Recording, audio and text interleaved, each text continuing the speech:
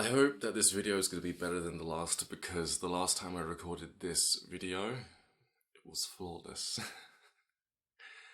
But the file became corrupted and I couldn't use any of the footage, so let's begin. Take two. Even though I'm laughing now, I'm kind of smiling. Kind of. A couple of days ago, I was really stressed out. And I'd never given myself the time of day to really decompartmentalize my stress and figure out what's going on. So what I ended up doing was I took a portion out of my night and I laid down and I meditated and I got to the nuts and bolts of stress. Where it comes from, how we end up actually building stress every single day. And how not just, the combination of different stressful things leading to our inner turmoil, but how one stressful situation, such as being expected to arrive in on time at work, can actually surmount to quite a large amount of stress later on in life. I tried making this video already, and with that example I actually used one whereby I took everyone back to when I was in school. That was the first time I was expected to show up on time, And in the beginning, I had no stress for that. I was okay, cool, I'll show up on time, I guess. Day one of school. I was late. I got detention. It made me upset. I felt like I was being punished for doing my best. And my best was on uneven ground, so to speak. It was my first day of school. I didn't know how to get ready to go to school. The second day, I have a slight sense of PTSD, okay? Because of the day before. I really did a bad job at one point at trying to attend school on time, It was up till 7th grade where I had a flawless record. We actually got rewarded for being in on time, And then 7th grade came and I got my first amount of homework that I couldn't actually do, just slammed on my desk, and I was expected to hand it in the following week. And so everything kind of spiraled from there on out when it came to my attendance record. Because when you're stressed, you can't think. And when you can't think, you cannot operate properly. And when you can't operate properly, things take longer, I say all this to say that I ended up growing up. And the situations, although they seemed like they changed, they didn't really change. I was still expected to arrive in on time at work, and at events, parties. And every time I was expected to do something, again, it was like PTSD, just like that. Here's the thing, when it came to my most stressed out adult state, when it came to somebody expecting me to be somewhere, compared to the very first time I was expected to arrive on time in school, the amount of stress was completely different within my adult body compared to my childlike body. There were times where I didn't expect myself to show up on time, because the previous night before, I'd gone to a house party or something like that, and I was stressed out because I knew I had work the next morning. You see, stress is when unrealistic expectations are placed on you. Either expectations that you've placed onto yourself, or expectations that have been placed onto you by somebody else, okay? The nature of us human beings, having this human experience, is that we're constantly carrying baggage. And that makes our new circumstances way more stressful. If you think about how you react nowadays to little things, maybe traffic, or somebody cuts you off, or missing your bus, your level of engagement with that situation is going to be way up here compared to when you first got cut off and compared to when you first missed your bus. Because we carry things, throughout our life. We haven't been taught how to clear our junk, that emotional garbage. I figured all this out maybe 3 days ago, this aspect of stress, because I gave myself the time to learn how to manage my stress, and I figured it out. This is what I want to teach you guys today. I want to teach you guys how to actually self-coach yourself through stress, okay? I do a lot of self-coaching with moi. I can self-coach myself into a situation if I'm hesitant, or I can self-coach myself out of a situation, or through a situation if I know that I have to go through it. The level of importance here is quite huge, because I believe that everyone needs to learn how to do this, because you're not always going to have a life coach on hand or a best friend that can tell you how to get through your problems. That's the reality of this reality, is that people come and go. So you need to rely on yourself every now and then. There are 2 modes of self-talk exercises that you can actually practice on yourself when being confronted with a stressful situation. The first mode is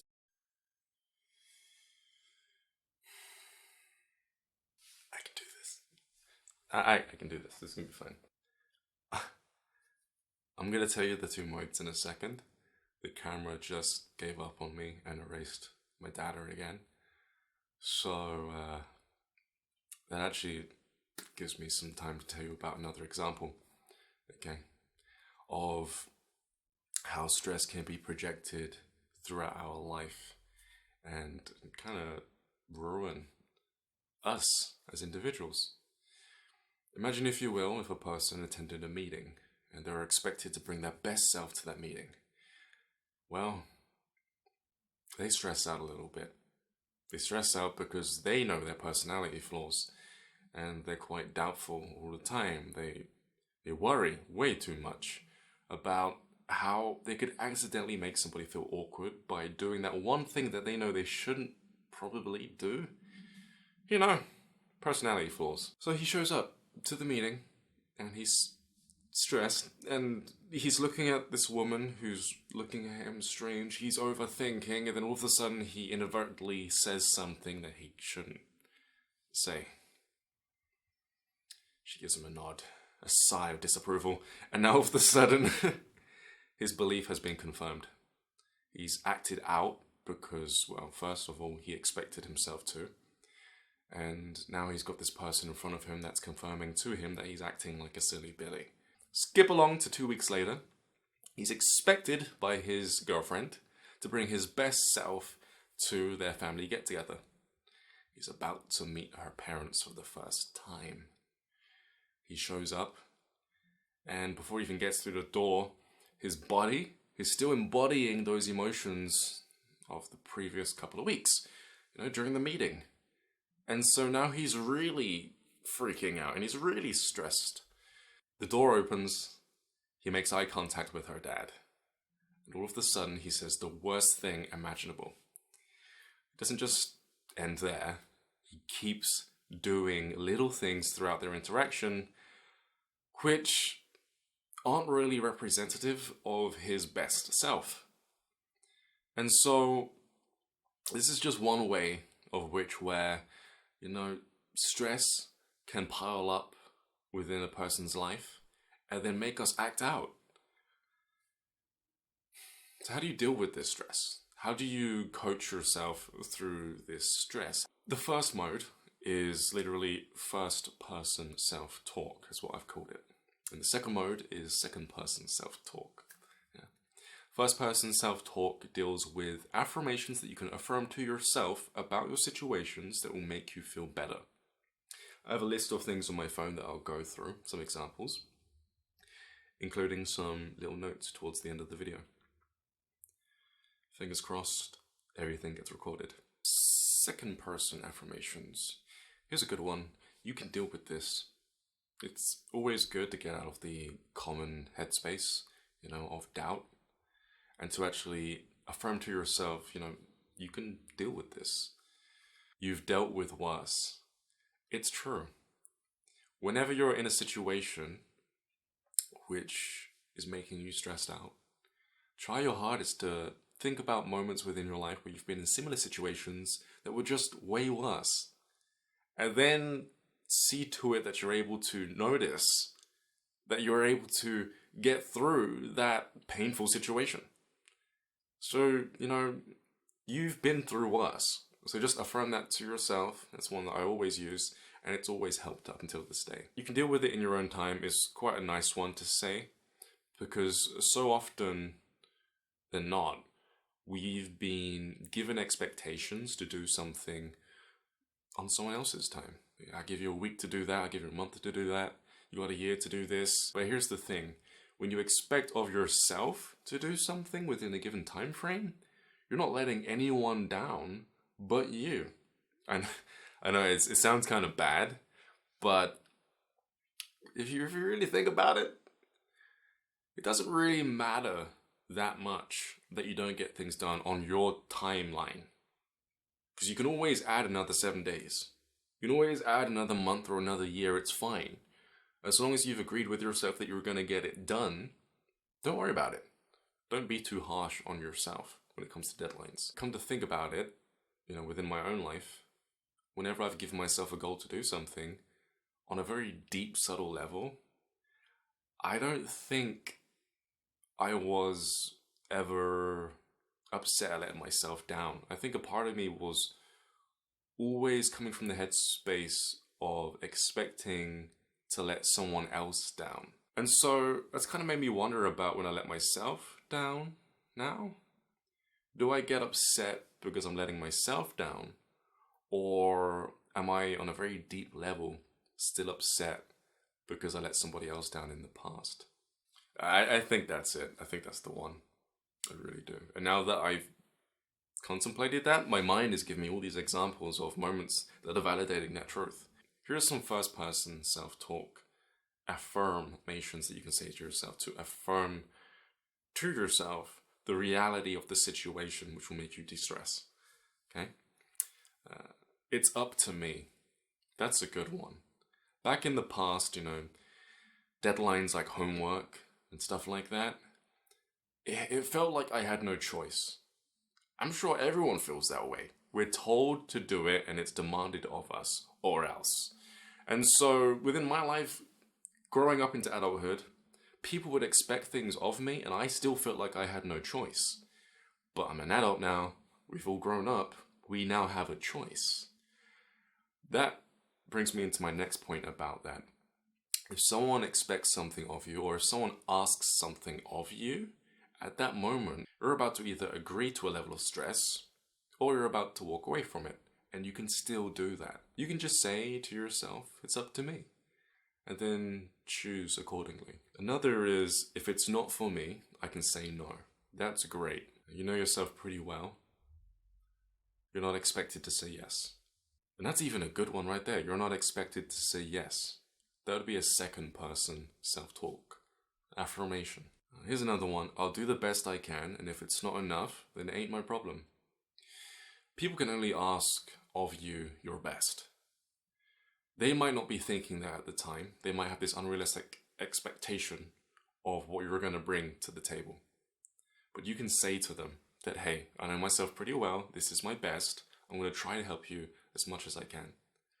But don't expect anything more of me. Because when you're put in that situation where you think that somebody else is expecting highly of you, that can stress you out. So just getting very clear right from the start and saying that to yourself can actually help de-stress you quite a lot. Now, there are many other examples of these second person and first person affirmations that you can say to yourself to affirm to yourself the reality of the situation to help yourself de-stress. Okay, these are all part of the self-coaching segment that I would like to start releasing on my YouTube channel, because there are other ways of self-coaching yourself. It's not just self-coaching yourself through stress. You can self-coach yourself through a relationship. You can self-coach yourself through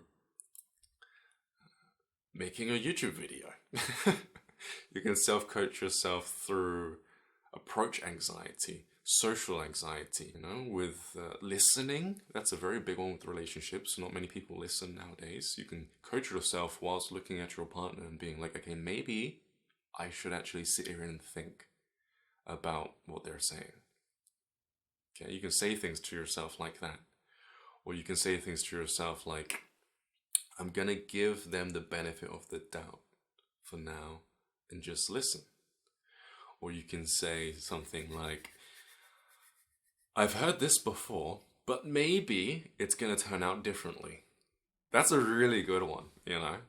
And so you can self-coach yourself through, in, and out of anything. It's entirely up to you. It's based on the outcome that you want to achieve in your life. Do you want to keep having stressful situations? I don't. I didn't. Got me out pretty quick. So let's go through some lists, because when I was going through this spiraling moment of stress a couple of days ago, I actually ended up writing some notes on my phone. Here's a quote that I came up with. Given enough time and thought, you can achieve everything. Not anything, everything. The reason why I say that is because given enough time, like if you give yourself time to think, because when you're stressed out, you can't think. And so everything just goes kaput, you know? You can actually think yourself through a lot of things and achieve some pretty seemingly impossible things. If you've seen my video on intentions, how to set an intention and have your thoughts just kind of flood in as to how to achieve that intention, then this will make a lot of sense. Because if you give yourself enough time and let yourself think by setting the intention and having your thoughts come through, you'll be able to achieve any situation that might potentially stress you out or suggest that you can't do something. Here's a little paragraph that I wrote, which helped me put all this in perspective. I was told, expected, and forced to do things that I didn't want to do in life at a young age. I would cry and become immobilized because life didn't seem fair, all of which traumatized me. Because the thing is that when I became an adult, supposedly now being able to do whatever I wanted, I still felt like I couldn't do anything I wanted. I still felt the weight of expectation from all of those times I was expected to hand in my homework on time. I still felt like I didn't have a say over my future. And I still expected to get in trouble. Whenever circumstances showed up within my life, my baggage would influence me into these states of being much more frequently than being relaxed. And so I had to learn ways of coaching myself out of stress. I'm going to go back to, and I still expected to get into trouble. You know, being presented in front of the principal so many times, and my dad so many times, and just being blamed for everything, you know, until proven innocent, guilty until proven innocent. That traumatized me subtly over time, because now at the airport, I constantly feel like I'm doing something wrong. That stresses me out. Now it's probably gone. I'm going to find out tomorrow when I go to fly out somewhere. But these little subtle things, over time, the more that it happens to you, can cause what I like to call a long-term trauma. And the long-term trauma is subtle. It's very sneaky. It's one of the biggest issues that we face, because every little issue will sneak up on you, building and building upon the next, to the point where it changes your behavior and your perception on life, your outlook on life. It can literally change how you behave towards people even. That was one that I had to deal with a couple of months ago. I had subtle trauma that, well, was subtle at the time, but the next time it happened, it made it a little less subtler, and the next time, and the next time, and the next time, and gradually over time, it completely changed my behavior, to the point where it actually changed my relationships with people and other things. And so I had to get over that. The reason why these are so dangerous, it's because the people who have them don't realize they have them. You know, they think that they're extroverted and that they can speak to anyone. But then when they go outside and they walk past somebody, they always advertently move their eyes away from the person. You know, they enter an elevator, they look up, or they take out their phone. You're not so extroverted if you're doing that. When you think that you're not an anxious person, and yet when you leave your house, you have to check the door every 4 or 5 times. You know? Or when you get into your car. Yeah. Or you check the mirrors more often than you should. Things within the past tend to change our behavior within the future, cause long-term traumas, and there are ways out of these issues. It often takes a huge slap in the face. Something big has to happen if you're not going to do it yourself in order to kind of give you that wake-up call that you need, that wait a second, my life isn't how I think it is. And there are things that can trigger that. Motivational videos, a friend that can just tell you things straight up, or there are meditations that you can do to shift your perception on yourself. Okay? There is a course called the Shadow Integration and Trauma Healing course over my website, ryancropper.com. And that course actually helps you to perceive things and yourself in many ways. 13 ways if you want to do the kind of easy version. But then later on in the course, it will give you something like 162 ways of seeing things. So it's doable. Things like that take time if you want to deal with those long-term traumas, but they are worth it. Guarantee you that. I'm Ryan James Cropper. This has been Your Potential. Subscribe to my YouTube channel for more videos like this, and don't forget to hit that bell button to be notified of when I post videos on my YouTube channel. Speak to you all pretty soon. Peace. Wait a second. There are more examples. As I scroll down, always leaving the best till last. Okay. First person. I'm not giving up because I can't do it today. I'll do it when I can. That is a good one. I'm one man. It's true. You need an army to do some things that people expect of you nowadays. I'm one man. Saying that to yourself easily alleviates stress. I'm one woman. Doesn't quite roll off the tongue that easily. I'm one woman. Does if you put a bit of oomph behind it. What else have we got?